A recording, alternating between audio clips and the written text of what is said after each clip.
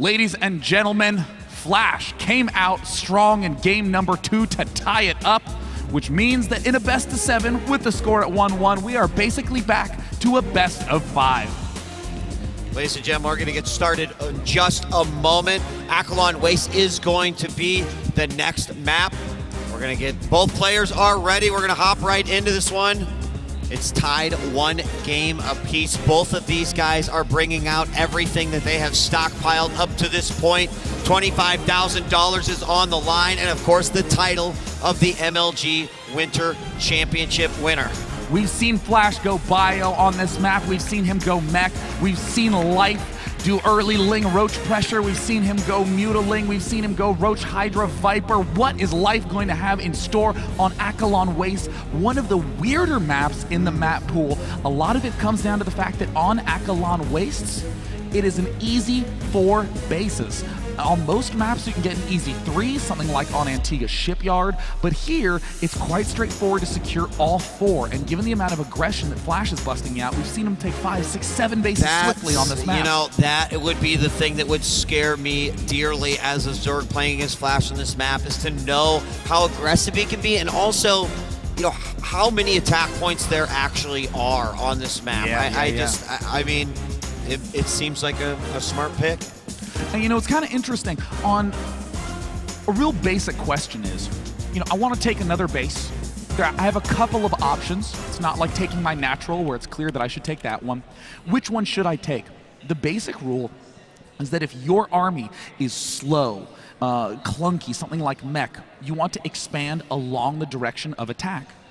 If you have something really fast, like Ling Muta, you want to expand on opposite corners of the map to exploit how much slower your opponent is. But the problem is, on Akalon Wastes, pretty much every expansion is along the sides, where it's kind of towards your opponent. It's not really along a direction of attack, so it means that defending bases 5 and 6 are quite difficult when compared to those first 4. We've seen, of course, similar styles from both these players throughout the competition based off of the last 2 games, Sean. Life versus Flash here on Akalon Waste, you know, with the styles that Flash was using, with the style that Life was using, on paper, who do you feel has the right style for this map? I really feel that Flash is going to be the one who's going to come out with a significant edge in this position. He is the one who has the careful, meticulous builds, easy to defend early set of bases. Life is going to be on the defensive. We saw Last take out Life on this map, and if Last can do it, Flash can do it. Ladies and gentlemen, game 3 of Life vs. Flash is starting right now.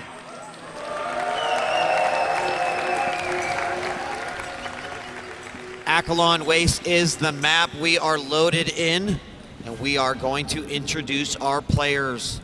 In the northwest position, as the Red Zerg has 1 game tied with his opponent. Ladies and gentlemen, give it up for Startail Life.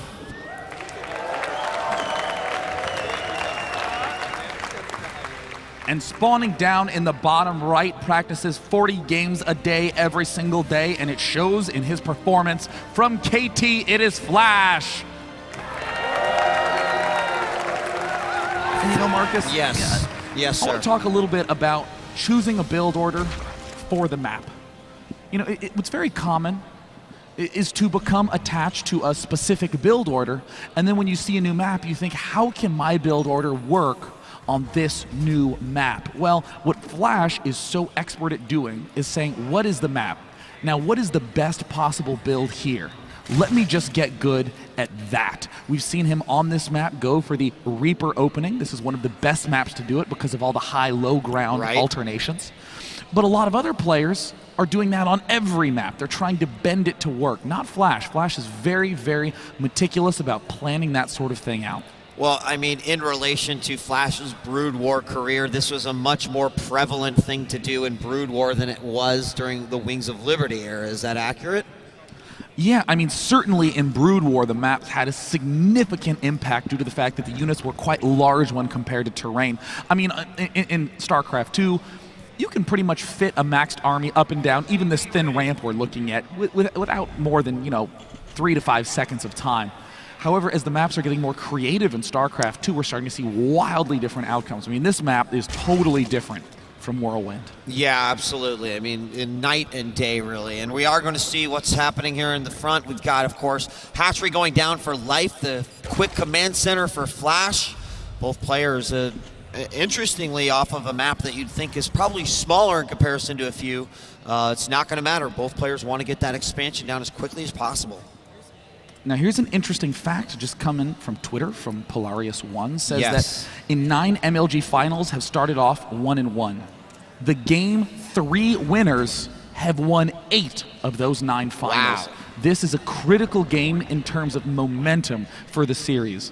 That is a pretty hard statistic to actually argue with, and obviously even more difficult to try to go up against. It's absolutely insane. I'm going to see if it's going to happen here. I mean, third game, probably another very important game in a best of 5. Of course, H1 carries a significant amount of weight, Sean. But if the stat proves to be true, then maybe we'll find out who the winner will be after this game. Now, of course, the one exception to that rule was Life. Really? Life is the only player to have ever lost a Game 3 in a Grand Finals and won. You were just setting us up for that, Sean. Deflam, Marcus. You did it. You did it. We call that Baited. the alley-oop, and you bucketed it, Marcus. Baited, totally. All right, speed's going down. One drone continues to remain on the extractor here for Life. So populating both sides, both hatcheries, excuse me, and the factory has gone down for Flash. A very swift expand by Life, counting exactly when that command center was started at the natural expansion. We see Flash doing his usual thing, and you know, what excites me so much about seeing this is that it means we're going to see a really awesome game. You know, most builds kind of have this setup where there is some light pressure and then a timing attack later on, and then a whole bunch of judgment calls in the late turn. Very often, I'd probably say 90% of the time, against just a general player on the ladder, you'll do critical damage with the pressure and win with the timing push. Or you'll do maybe some damage with the pressure and win with the timing push. But here, you know Life and Flash aren't going to lose to some early basics. You know Life won't lose to Hellions, or Flash will lose to a couple Ling run-bys. So exciting. We have quite a few Lings making their way to the front here. Bunker is established, and there's a couple Marines inside. Can make their way around to the third, but I'm not sure that's exactly what Flash has, or excuse me, what Life has in mind. At this point, we're going to see the third CC come down for Flash, and he does lower those depots to let a few of those Hellions out. He's going to go after these Zerglings, try to get a few kills on the map. Keep in mind, all of the Vision Tower right now does belong to Life, with the exception of the Western Tower, and this is the map that has 4 Xel'Naga Towers in it. You know, one thing that's kind of weird about the Mutalisk in this matchup is due to the fact that so many players were opening up Banshee and Wings of Liberty. We got used to just saying things like, oh yeah, Mutalisk is just a good option, it's just a general good unit, but here, there's no air out of Flash. You don't actually need the Mutalisk. Sure, they're good, but there's no need for them. So that's what's really clever about Life's option to just stay Zergling for so long. And yet again, Flash not going to go too crazy with the Hellions at the start of the game. Oh, he's going to get 6, and he's going to come around. He knows those Lings are there. Goes in for the assault beyond the grass. The Lings, they quickly dodge out of that situation and run away. Now we've got 6 Hellions making their way over to their opponent's base. He knows the third's up. Flash checked it. He saw the creep. But which base is he going to attack? Well, right now, the Barracks Flood is starting to get kicked into high gear. Life has seen everything, but this is more of a matter of reassurance for Life. It's like, hey, it's nothing you haven't seen before. Should be doing really no change to his plan. Lair going down for Life now, and he's just on perfect track, spreading that creep as far out, also connecting the natural and the third. Hellions take a couple of hits and move back. Right now, Life has full vision of at least the middle of the map, pulling those Lings back, but leaving one behind. We're going to see that third command center dropped for Flash, and I do believe this Overlord will spot it. Yes, it does, and with Zerglings on the map, we're going to need to we'll see if Life is actually going to go and immediately try to attack that. A swell of Zerglings coming out, and I think that's exactly what he has in mind. This is why Flash needs to stay defensive against Life. Life loves these early flood-in timings, and it looks like that's exactly what he's doing. Marcus, Baneling Nest, getting the research for the Baneling speed first. No Spire, it's going to be an assault. We saw this work magnificently against Pult. We saw it fall flat terribly against Last. It all comes down to the control of Terran. So when it fell versus Last, was it due to mines at all? Because we've also seen this fall just because that perfect mine hit. Well, what happened is, I mean, Life threw in a couple of Zerglings to Last, the mines detonated, and then without combat shield, Last did the most beautiful, perfect splitting to annihilate the Ling Baneling. Far and away the best split I've seen this entire tournament. So Flash, given that he is really the master of all mechanics, he certainly has the skills that it would take to deflect this sort of attack, but right now it's a numbers game. Yeah. 84 Zerglings. 86 Zerglings versus 21 Marines. They're going to be 1-1, and there the Banelings are morphed just north of Flash's natural. Now, Flash is putting down some defense. He's got a depot wall as well as a bunker in the back. Oh no, there are so many Zerglings, 78 on the field. The rest of them are Banelings, and here they go. Flash rolled down. Right, he's totally out of position. Has absolutely nothing here to defend, just a single Marine. He misses the lift. Life floods in with massive amounts of units. The Banelings doing their best to connect, and oh my God, Life. Yes. Nails Marines it. Melted. Hellions the only thing left. He puts himself in a position to try. GG! There is no position Flash could have put himself into.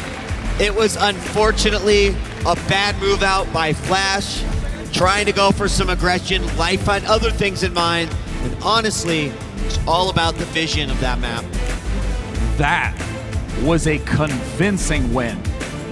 Not only did Life win with one clean, easy attack, but he did it with plenty of wiggle room behind. If that attack was decimated, no problem. He's been stockpiling gas with 6 geysers up, can transition into Mutalisk, can easily get a 4th base up. Life has a clear command of this style. Very clear command, and that means that Life is going to take the 3rd game. Maybe now it's Flash's turn to make that stat come untrue. And we are going to be moving on to Newkirk City as the next matchup. Ladies and gentlemen, MLG is currently trending in the US. Let's make it worldwide. We appreciate your support here, and of course the players do as well. This epic final will continue. Life versus Flash, Game 4. It's coming up after this.